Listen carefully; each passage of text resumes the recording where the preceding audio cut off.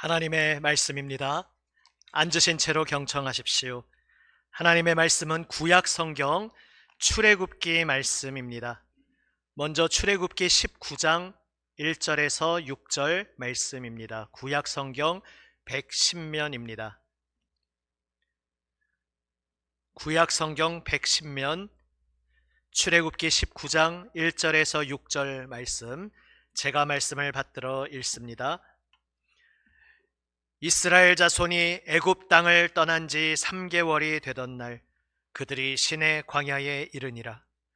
그들이 르비딤을 떠나 시내 광야에 이르러 그 광야에 장막을 치되 이스라엘이 거기 산 앞에 장막을 치니라.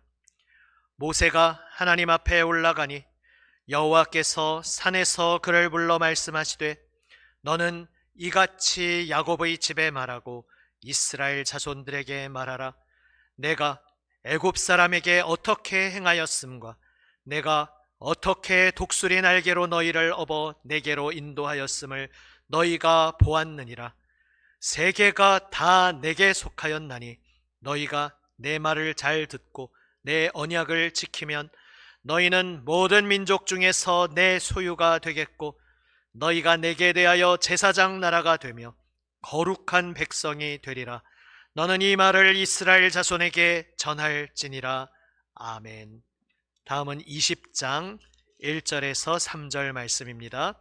20장 1절에서 3절 제가 받들어 읽습니다. 하나님이 이 모든 말씀으로 말씀하여 이르시되 나는 너를 애굽 땅 종되었던 집에서 인도하여 낸 내 하나님 여호와니라. 너는 나 외에는 다른 신들을 내게 두지 말라. 아멘. 시온 찬양대 찬양으로 하나님께 영광. 할렐루야. 아멘. 지난 한 주간 모든 우리의 삶의 발걸음 주님께서 인도하시는 한 걸음 한 걸음이었음을 믿습니다. 우리의 삶을 붙들고 계시는 주님께서 오늘도 이 예배 가운데 주님을 바라보며 주님 앞에 엎드려 예배하는 우리 모든 성도들에게 한량없는 기쁨과 평강을 채워주실 줄 믿습니다. 아멘. 제가 한 가지 질문을 드려보겠습니다. 우리가 교회에, 소위 편한 표현으로 교회에 다니고 있는데 교회에 다니며 신앙생활을 하는 이유가 무엇이겠습니까? 가장 먼저 생각나는 답으로 구원받기 위해서이다, 이렇게 답을 떠올릴 수 있습니다. 맞는 말입니다. 구원받기 위해서 나아온다라는 것이 무슨 이기적인 말이 아니라 주님, 저에게는 하나님의 구원이 필요합니다. 저는 하나님 없이는 생명이 없는 존재입니다. 저에게는 하나님의 구원이 필요합니다. 주님, 저를 주님의 생명의 품으로 받아주시옵소서. 바로 이렇게 고백하는 것이 저에게 구원이 필요합니다. 저는 구원받기 위해 하나님 품으로 나아옵니다. 라는 고백이기에 이 고백은 참으로 귀한 고백일 것입니다. 우리는 이미 예수님의 그 십자가 보혈 은혜로 하나님의 자녀 되었고 영생에 참여하고 있는 놀라운 인생에 들어온 사람들입니다. 그리고 장차 예수님 다시 오실 때에 온 세상 만물을 죄와 사망의 모든 영향력도 다 뿌리 뽑아 없애시고 만물을 새롭게 하시는 그 은혜의 새 날을 우리는 기다리고 있습니다. 그래서 우리는 이미 구원받은 존재로서 또 구원이 온전히 온 세상에 충만하게 나타날 그 날을 바라보며 오늘도 신앙생활을 하고 있습니다. 그러면 여기서 다음 질문을 또 드려보게 됩니다. 그렇다면 구원이 무엇이겠습니까? 구원이 무엇인가라고 할 때 우리가 가장 먼저 또 떠올릴 수 있는 답은 죄와 그 결과인 사망에서 건짐받는 것이다 라고 답을 떠올릴 수 있습니다. 맞습니다. 아주 훌륭한 정답입니다. 그런데 죄와 사망에서 건짐받는다만 말하고 끝낸다면 동전의 앞뒷면에서 한쪽 면만 말한 것이라 표현할 수 있습니다. 오늘 우리가 함께 보고 있는 이 출애굽기 본문, 그 시대의 용어로 말하자면 하나님께서 애굽에서 탈출시켜 주셨습니다. 그래서 그것이 그저 파라오의 압제하에 있었던 것이 아니라 바로 하나님 아닌 헛된 피조물의 종노릇하던, 결국 궁극적으로는 죄와 사망의 종노릇하던 데에서 하나님께서 건져주신 이 출애굽 역사가 바로 우리 신약의 구원을 미리 나타내주는 모형이었습니다. 그런데 우리는 그 뒤의 이야기를 알고 있습니다. 하나님께서 계속해서 인도하실 그 여정, 하나님의 관점에서 보면 그 애굽에서 벗어난 출애굽, 탈출은 완결이 아니라 시작이었습니다. 하나님께서 이제 약속의 땅으로 그들을 이끌고 가셔야 했습니다. 그런데 이제 오늘 본문에서 이스라엘이 애굽을 나온 지 우리 본문에서 3개월이 되던 날이라 하는데, 사실 이 3개월이라는 번역은 조금 오해의 소지가 있습니다. 우리 개역개정이 매우 훌륭한 번역이지만은 이제 이 부분은 이제 어떤 뜻이냐 하면은 세 번째 달이 되었다라는 것입니다. 이제 6월절이 있었던 달을 새해의 첫 달로 삼으라 주님께서 새로 달력을 제정해 주셨는데, 그 6월절이 1월 중순에 있는 날이었고, 그래서 이제 그 6월절로부터 이 시내산에 도착한 날이, 이제 시내산에 도착해서 좀 더 아래에 보면 3일 동안 소위 우리 표현으로 목욕제계를 하고 기다렸다가 이제 시내산에 강림하시는 하나님을 만나게 되는데, 그 6월절에서 결국 시내산 하나님 강림을 경험하게 되는 날을 따지면 날수로 50일이 됩니다. 그것이 바로 시내산 강림하신 이 날이 오순절의 기원이 됩니다. 농사의 또 어법으로는 오순절이 다른 의미가 있지만 원래 오순절의 궁극적인 의미는 바로 6월절로부터 50일째 되는 날, 그들이 하나님께서 그 백성 가운데 강림하시는 것을 경험하였다. 이것이 오순절이고요. 이것이 결국 신약에서 어떻게 이어집니까?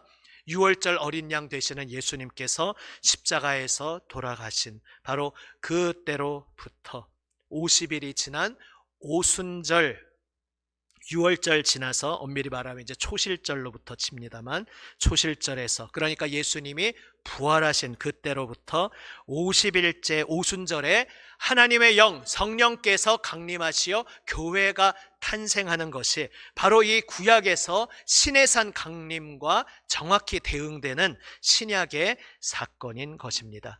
결국 지금 이 시내산 사건은 무엇이냐 하면, 신약으로 말하자면 교회가 탄생한 그 오순절처럼 이제 하나님께서 그 애굽에서 이스라엘을 건져내신 하나님께서 바야흐로 백성 가운데 강림하시고 하나님의 백성 공동체를 탄생시키는 날, 인간의 언어로 말하자면 정혼, 이 요셉과 마리아가 정혼을 하였다 말씀드리지 않았습니까? 이제 법적으로 하나님과 부부가 되는 정혼을 치르는 그러한 날이 바로 이 시내산 강림 사건입니다. 그런데 여기서 우리는 또 하나의 질문을 던져보게 됩니다. 하나님께서 애굽에서 그들을 건져내신 목적이 가나안 새로운 약속의 땅에 들어가게 하시는 것이었다면 빨리빨리 진행해야 할 텐데 왜 여기 시내산에 멈추게 하셨을까요?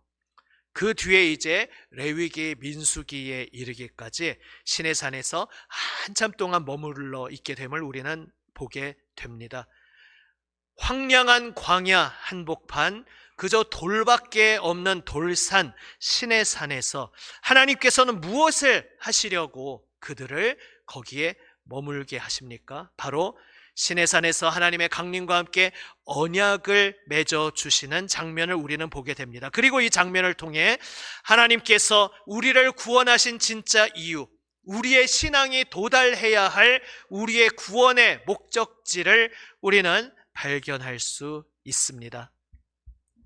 오늘 본문 말씀 4절 말씀에서 하나님께서 말씀하십니다. 내가 애굽 사람에게 어떻게 행하였음과 내가 어떻게 독수리 날개로 너희를 업어 내게로 인도하였음을 너희가 보았느니라. 여기서 애굽 사람에게 어떻게 행하였음, 우리는 출애굽기 앞에 이야기를 알고 있습니다. 교만하게 자신들이 신 노릇 행세하면서 파라오가 신의 아들이라고 하고 파라오를 둘러싸고 있던 많은 신들의 그 권위로 이스라엘을 사람 취급하지 않고 도구화시켜서 짓밟던 그 참혹한 현장에서 하나님께서 신노릇하던 교만한 애굽을 치시고 징벌하시고 이스라엘에게 구원을 베푸셨습니다. 유일한 참되신 하나님은 저 파라오나 그들의 섬기는 신이 아니라 오직 여호와 하나님만이 유일하고 참되신 신임을 보여주셨습니다. 그리고 내가 어떻게 독수리 날개로 너희를 업어 인도하였는지 보았다 말씀하십니다. 여기서 업어서 여기까지 이끌어주셨다 말씀합니다. 홍해 앞에 다다랐을 때 이스라엘을 생각해 보십시오. 이스라엘 백성이 그 홍해 앞에서, 바다 앞에서 아무것도 할 수 없었습니다. 무기력하게 그저 주저앉을 수밖에 없었습니다. 전적인 무능력 상태였습니다. 그런데 하나님께서 거기서 바다를 가르시고 그들을 죽음의 땅에서, 사지에서 건져내셨습니다. 마치 추락하는 새끼를 낚아채 그 날개에 등에 업고 날아가는 독수리처럼 나 여호와 하나님이 너희를 업어서 이 광야길을 여기까지 인도하여 주었다. 그것을 기억하라. 어떠한 모든 명령을 주시기에 앞서 은혜로 그들을 구원하신 하나님의 은혜를 기억하게 하고 계십니다. 오늘 우리도 마찬가지입니다. 오늘 성도 여러분, 이 자리에 앉아 계시는 것, 지난 한 주간 치열한 세상살이 속에서 무너지지 않고 버텨낼 수 있었던 것, 그것이 나 자신의 의지력, 나의 힘 때문이었을까? 돌아보면 그것이 아니었습니다. 우리는 고백하게 되지 않습니까? 보이지 아니하시는, 그러나 분명히 나와 함께 하신 하나님께서 그 독수리가 새끼를 날개로 업어서 그를 보호하고 운반하듯이 추락하는 우리의 가정을, 우리의 건강을, 우리의 영혼을 업어서 여기까지 인도하여 주신 줄로 믿습니다. 그래서 우리는 고백합니다. 우리의 구원도 내가 무엇을 해낸 것이 아니고 내가 무엇을 이룬 것이 아니라 업어주시는 하나님의 은혜에 근거한 것임을 우리는 고백하게 됩니다. 그래서 하나님께서 이제 20장에서 소위 십계명을 반포하시기 전에 무엇을 말씀하십니까? 내가 너희를 위해 어떻게 구원의 역사를 이루었는지, 내가 너희를 어떻게 돌보고 은혜로 인도하는지 이것을 너희가 보았다, 이것을 기억하라 말씀하고 계십니다. 우리의 신앙생활의 터전도, 출발점도 바로 그러합니다. 내가 무엇을 해야지, 내가 주님 위에 무언가 해내야지, 그런 이전에 내가, 하나님께서, 나 하나님이 너희를 위해 이렇게 구원의 은혜를 베풀었다, 십자가에서 독생자 예수 그리스도를 통해 이토록 놀라운 구원의 은혜를 베풀었다, 먼저 그 은혜를 우리에게 선포하시고 그 은혜로 우리를 붙들어 주시는 것입니다. 오늘도 주님께서 여러분 한 분 한 분 인생을 향하여 내가 너를 업고 여기까지 왔다, 너는 혼자가 아니다 말씀하고 계시는 그 주님의 음성을 믿음의 귀로 듣는 우리 모두가 되시기를 주님의 이름으로 축복합니다. 아멘. 그렇다면 이제 왜 하나님께서 그렇게 애지중지 보호하시며 업어서 인도하고 계시는 것일까? 그 하나님의 목적에 대해 말씀하십니다. 하나님께서 우리에게, 그 백성에게 새로운 이름표를 달아주기 위해서 내가 너희를 불렀다 말씀하십니다. 5절 하반절에 보면 이렇게 말씀합니다. 너희는 모든 민족 중에서 내 소유가 되겠고. 이것이 이제 우리 번역으로 보면 이상하다 생각할 수가 있습니다. 왜냐하면 5절 처음에 세계가 다 내게 속하였나니, 온 세계가 다 하나님께 속한 것이라 선언하십니다. 너무나 당연한 말씀이죠. 창세기 1장 1절 선언하듯이 태초에 하나님이 천지를 창조하시니라. 온 세상 만물을 창조하신 하나님이 바로 유일하신 하나님 여호와 하나님이시기에 세계는 다 하나님께 속한 하나님의 것입니다. 그런데 5절 하반절에서 새삼 너희는 모든 민족 중에서 내 소유가 되겠고, 이것이 무슨 얘기입니까? 다른 민족은 하나님의 소유가 아니라는 것은 당연히 아니겠죠. 모든 민족이 다 하나님께 속한 것인데, 특별히 지금 하나님을 알지 못하고 하나님의 뜻을 거슬러서 반역의 길로 행하고 있는 이 세상 속에서 이스라엘을 먼저 만나 주시고 그들을 택하셔서 내 소유로 삼겠다 말씀하십니다. 그래서 여기서 소유라고 번역한 단어는 앞에서 말한 모든 만물이 다 나에게 속한 것이다 라는 것보다 훨씬 더 깊은 차원의 단어입니다. 바로 옛 고대 사회의 언어로 왕이 자신의 모든 것이 다 왕에게 속한 재산이지만 그 중에서도 왕이 가장 아끼는 자신의 사유재산 혹은 왕관에 박혀있는 가장 빛나는 소중한 보석, 이러한 것을 의미하는 단어가 여기서 소유, 세굴라라는 단어입니다. 이것은 이스라엘에게 어떤 느낌으로 다가오는 말씀이었겠습니까? 너는 나의 보석과 같은, 나의 가장 소중한 보물단지 같은 존재다. 이 하나님의 말씀이 이스라엘에게 어떻게 다가왔겠습니까? 이집트, 애굽에서 이스라엘 자손들은 어떤 취급을 당했습니까? 인간의 형상을 띠고 있지만 우리가 부려먹기 좋도록 우리와 같은 인간의 형상을 띠고 있을 뿐 그들은 우리의 도구일 뿐이다. 애굽 사람들은 이스라엘 사람들, 히브리인들을 그렇게 취급했습니다. 그 이집트 사람에게 있어서 이스라엘 자손들은 벽돌 굽는 기계에 불과했습니다. 쓸모가 있어서 이용하다가 쓸모가 없어지면 버려지는, 말 그대로 인간이 아닌 노예였습니다.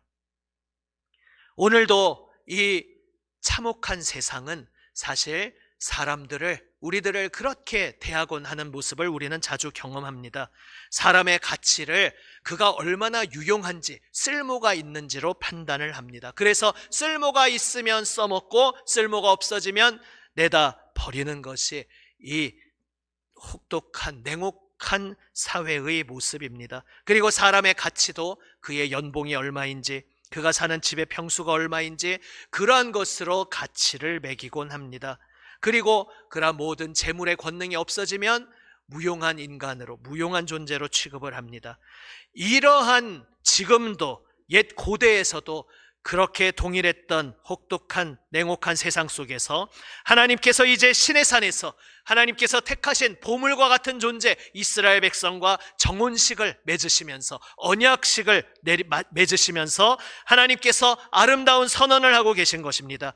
세상이 뭐라고 너를 향해 부르든지 믿지 말아라, 속지 말아라. 너는 나의 가장 소중한 빛나는 보석이다. 너는 나의 가장 소중한 보물이다. 온 우주, 온 세상을 다 주어도 너와 바꾸지 않겠다 말씀하시는 것이 바로 너희는 나의 소유가 될 것이라는 하나님의 말씀의 의미인 것입니다. 성도 여러분, 바로 우리의 구원의 목적지를 향한 여정의 중요한 출발점이 이것입니다. 내가 누구인지 세상이 말하는 거짓된 가치 부여가 아니라 참되신 하나님께서 나를 어떠한 존재로 가치를 매겨주시는지 바로 여기에서부터 이 구원의 여정이, 구원의 목적지로 향하는 여정이 시작되는 것입니다. 제가 여러 번 그 말씀드린 비유 있죠? 예능 프로그램 중에서 어떤 사람 집에 방문해서 그 가정에서 오랫동안 보관하고 있던 정체를 알 수 없는 미술품이라든지 보물 같은 것을 꺼내오게 해서 처음에 그 예능 프로 진행자들이 제각각 자기 상상력을 동원해서 값어치를 매깁니다. 이건 내가 볼 때 100만 원짜리일 거야. 이거는 아니 1000만 원은 될 것 같아. 하는데 어차피 예능인들이 그냥 막 갖다 붙이는 거니까 의미 없는 값입니다. 이제 마지막에 전문가가 짠 하고 등장을 해서 이제 그 실제로 감정가를 제시하면 우리는 실제 가치는 그렇구나라고 받아들이게 됩니다. 우리도 마찬가지입니다. 세상이 우리를 향해, 여러분을 향해서 너는 얼마짜리다, 너는 이러한 가치가 있다라고 말해봐야 아무 의미 없는 값어치라는 사실을 기억하시기를 바랍니다.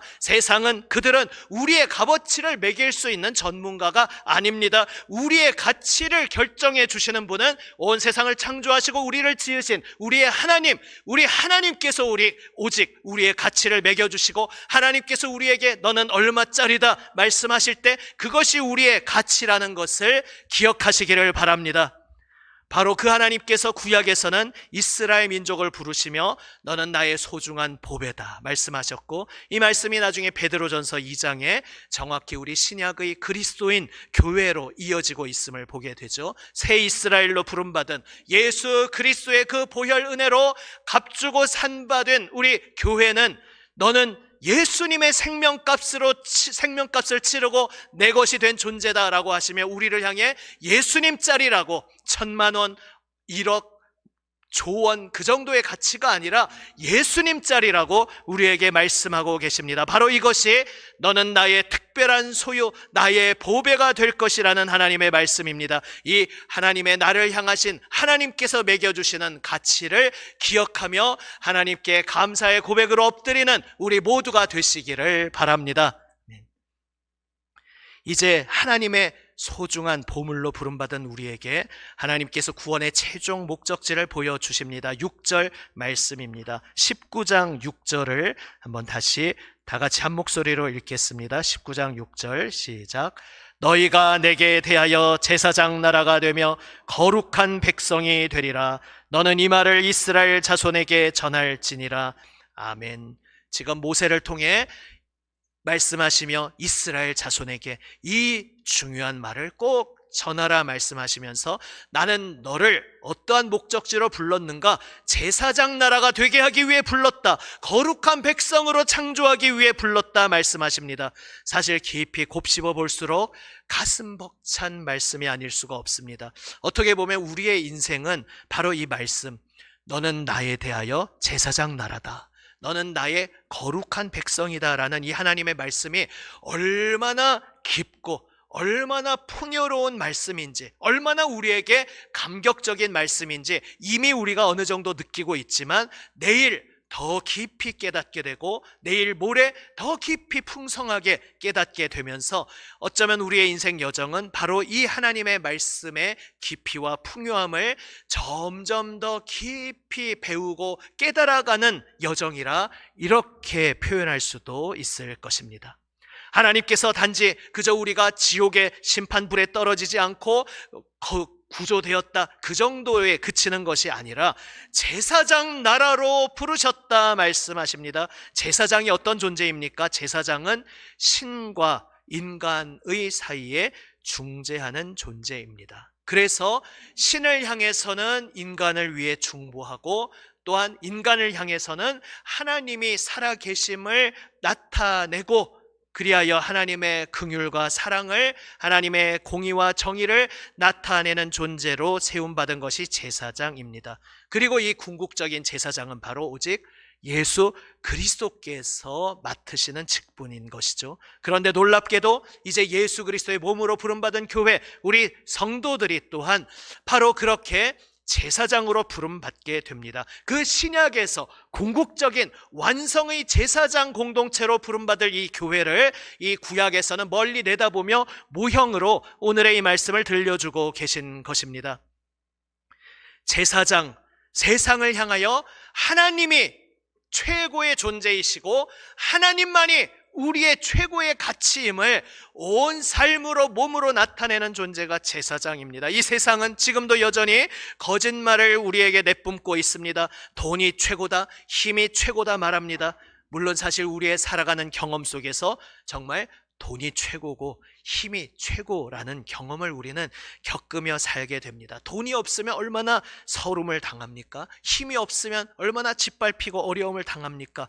그런데 거기에서 사람들이 하나님을 알지 못하니까 결론이 당연한 결론이라고 사실 생각하지만 사실은 기괴한 엉뚱한 결론으로 가는 것이죠. 돈이 없으니까 내가 서름 받았다. 힘이 없으니까 내가 짓밟혔다. 그러니까 돈을 내 손에 쥐고 내가 힘을 쥐어야겠다. 이렇게 하면서 수단 방법을 가리지 않고 점점 하나님과 멀어지는 것도 모르고 내 인간성, 내 영혼이 파괴되는 것도 알지 못한 채 돈과 힘을 추구하고 쥐려다가 결국 쥐지 못하고 사라져가는 것이 하나님을 알지 못하는 모든 인생의 비극인 것입니다. 그러나 하나님께서는 무엇을 말씀하십니까? 이 세상이 돈이 최고라고 힘이 최고라고 말하며 그 헛된 우상들을 섬기도록 우리를 유혹하지만 그 속에서 그렇습니다, 돈이 나의 신입니다, 권력이 나의 신입니다라고 말하지 않고 아니다, 하나님만이, 이 세상을 창조하신 여호와 하나님만이 참된 나의 주인이시다. 하나님만이 우리의 경배받으실 참되신 하나님이다. 하나님의 사랑과 하나님의 공의가 이 지금 일그러진 세상이지만 하나님의 사랑과 하나님의 공의가 마침내 승리할 것이다. 이렇게 선포하며 온 몸으로, 온 삶으로 살아가는 것이 바로 우리 성도가 부름받은 사명의 자리이고, 바로 우리 교회 공동체가 우리의 관계성 속에서, 우리의 공동체 서로 사랑하고 사랑과 정의로 함께 살아가는 이 대안 공동체로서 이 세상을 향하여 하나님을 나타내 보여주는 것이 바로 제사장 나라로 부름받은 우리의 사명인 것입니다. 제사장 나라로 부름받은 거룩한 사명을 받은 존재가 바로 나 자신이고, 바로 우리 공동체 교회라는 사실을 오늘 다시 한번 기억하며 아멘으로 고백하는 우리 모두가 되시기를 바랍니다. 그래서 20장 3절 말씀, 10계명 중에 제1계명의 말씀이 우리에게 새로운 의미로 다가옵니다. 나 외에는 다른 신들을 내게 두지 말라. 단지 종교적인 금지사항이 아니라 바로 제사장 나라로서 살아가기 위한 핵심 강령인 것입니다. 돈을 신으로 섬기면 돈의 노예가 되고 점점 돈을 닮아갑니다. 참 신기하죠. 우리가 어떤 존재를 신으로 섬기냐에 따라 내가 신으로 섬기는 그 존재를 우리는 닮아갑니다. 사람이 돈을 닮았다라는 말이 조금 이상하게 들릴 수 있을지 모르지만, 또 깊은 오랜 삶의 경험을 하신 분은 또 그것이 무슨 말인지 직관적으로 또 느끼시는 분이 있을 것입니다. 돈을 신으로 섬기면 돈의 노예가 되고 돈을 닮아갑니다. 하나님의 형상 따라 하나님의 거룩한 영광을 나타내도록 하나님 닮도록 지음받은 우리인데, 비극적이게도 돈을 닮아가게 됩니다. 권력을 신으로 섬기면 권력의 노예가 되고 그 권력의 포갑적인 짓밟는 그러한 폭력적인 존재가 되며 그러한 비뚤어진 권력을 닮아가게 됩니다. 그러나 오직 참되신 창조주 여호와 하나님을 나의 신으로 모시고 섬길 때에 우리는 세상의 그러한 모든 탐욕과 또한 포갑 앞에 굴복하지 않고 무릎 꿇지 않고 오직 하나님을 닮아가며 하나님의 그 영광을 이 세상에 드러내는 제사장으로 살아갈 수가 있는 것입니다. 그래서 하나님께서는 말씀하십니다. 나 외에는 다른 신들을 내게 두지 말라.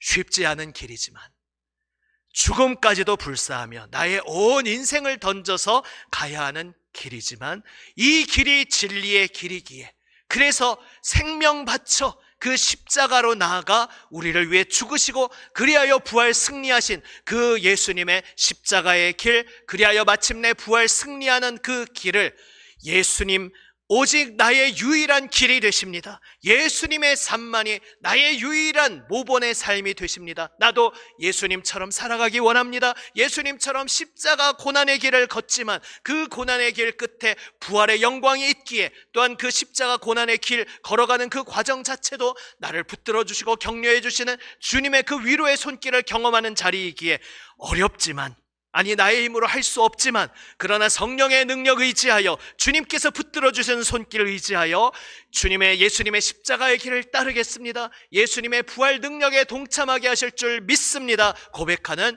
우리 모든 성도 여러분 되시기를 주님의 이름으로 축복합니다. 그리하여 여러분이 이제 일주일 이 예배당을 나서서 일주일 살아가실 그 모든 삶의 현장, 일터, 가정, 모든 사회의 현장이 바로 광야인 것입니다.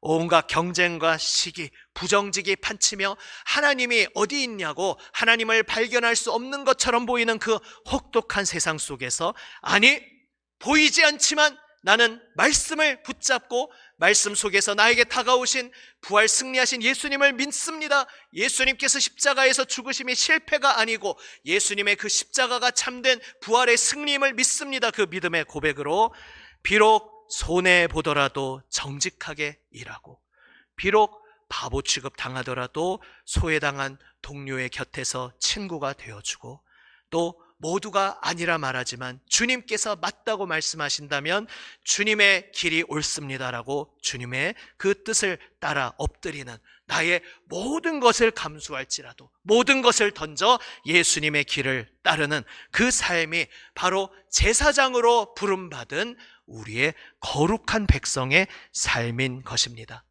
바라기는 우리 성도 여러분 한 분 한 분이 그 모든 삶의 현장 속에서, 또한 우리 남인천교회 공동체가 이 지역 사회에서 내가 발 딛고 서 있는 그 모든 자리에서 소외된 이웃의 눈물을 닦아주고 정의를 바로 세우며 평화를 심는 평화의 사자로 살아가는 바로 그러한 제사장 나라의 삶을 살아가시기를 주님의 이름으로 축복합니다. 말씀을 맺습니다. 하나님께서 우리를 구원하신 목적지는 편안하고 안락한 소파나 침대와 같은 자리는 아닙니다. 죽기까지 예수님 따르는 길입니다. 그러나 그 길에서 하나님께서 독수리 날개로 업어 우리를 구원하셨고 날마다 우리를 보호하며 인도하고 계시는 길입니다.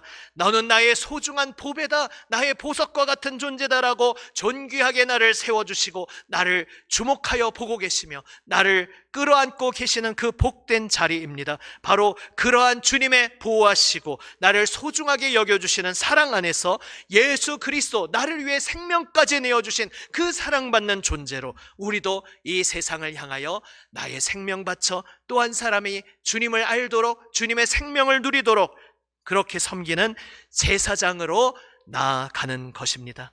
이 한 주간 세상으로 나아갈 때 어깨를 펴고 나를 주눅들게 하는 이 두려운 세상 속에서 힘들고 지칠 때마다 하나님이 나를 업고 계신다, 하나님이 나를 보배로운 보석이라 부르신다, 나를 위해 주님께서 죽으셨고 부활 승리하셨다, 이것을 선포하며 나는 세상을 축복하는 제사장으로 나아간다. 내 힘으로 할 수 없으나 내 안에 살아계시는 성령님의 그 역사로 나는 세상을 축복하는 제사장으로 살아가는 하나님의 보배로운 존재다 선포하며 나아가는 우리 모두가 되시기를 바랍니다.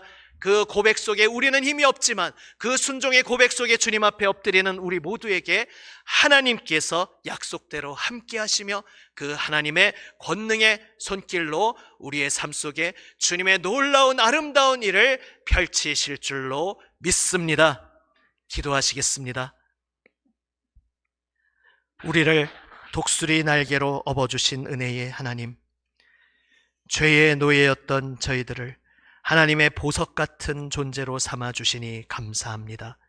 주님, 그저 심판에 떨어지지 않고 구조되었다는 것에 안주하지 않고 멸망으로 치닫는 이 세상 속에서 거룩한 제사장 나라로 살아가게 하여 주시옵소서. 하나님이 아닌 다른 헛된 것들을 기웃거리며 섬겼던 저희의 모든 죄를 회개합니다. 주여, 오직 참되신 하나님 앞에 엎드려 주님 말씀 듣고 따름 속에 이 세상 속에 참된 생명의 길, 우리 주 예수님을 나타내는 우리 모두가 되게 하여 주시옵소서. 우리 구주 예수 그리스도의 이름으로 기도드립니다. 아멘.